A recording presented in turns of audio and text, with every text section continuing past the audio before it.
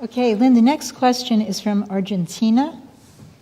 And the questioner says, Dear Lynn, a big greeting from Argentina.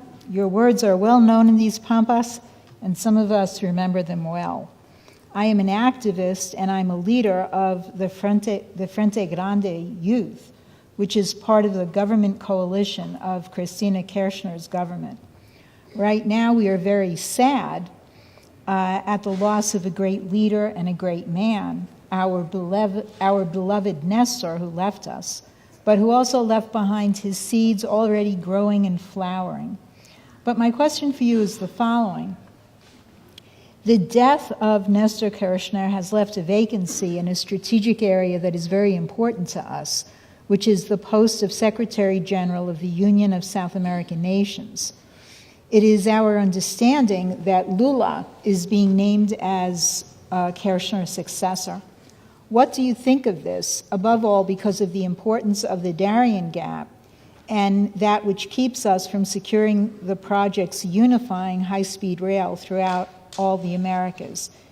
How do you propose we address the loss of this leader and the incoming Lula at UNSUR?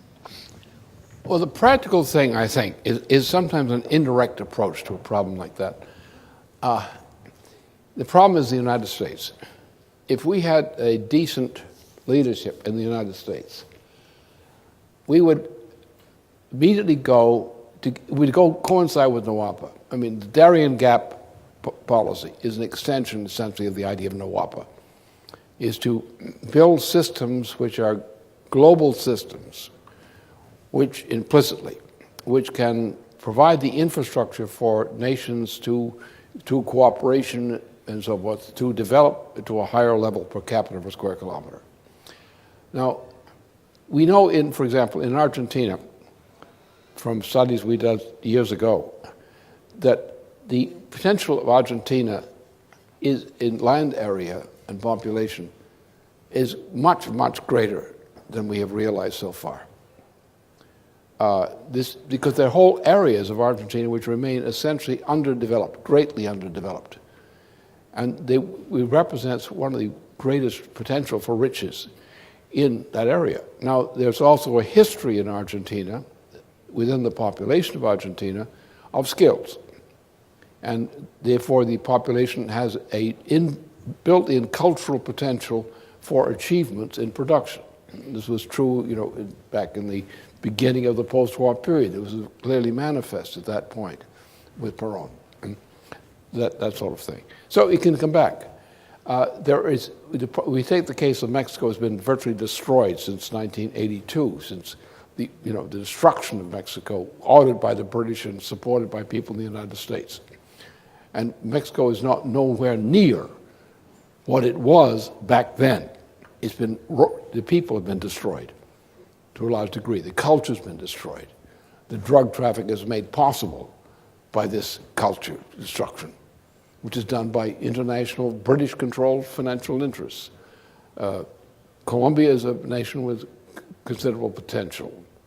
Venezuela has never been quite as much developed. Brazil has potential, but it also has an internal social crisis between the very poor and those who are more, shall we say, more influential, more powerful.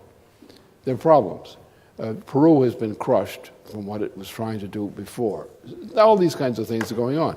So therefore, we do need, and I think only a change in the United States would facilitate this as something you could schedule as programmable. If we had the right kind of government in the United States, and I think, I think of one former president who would probably still fit the bill if he could be president.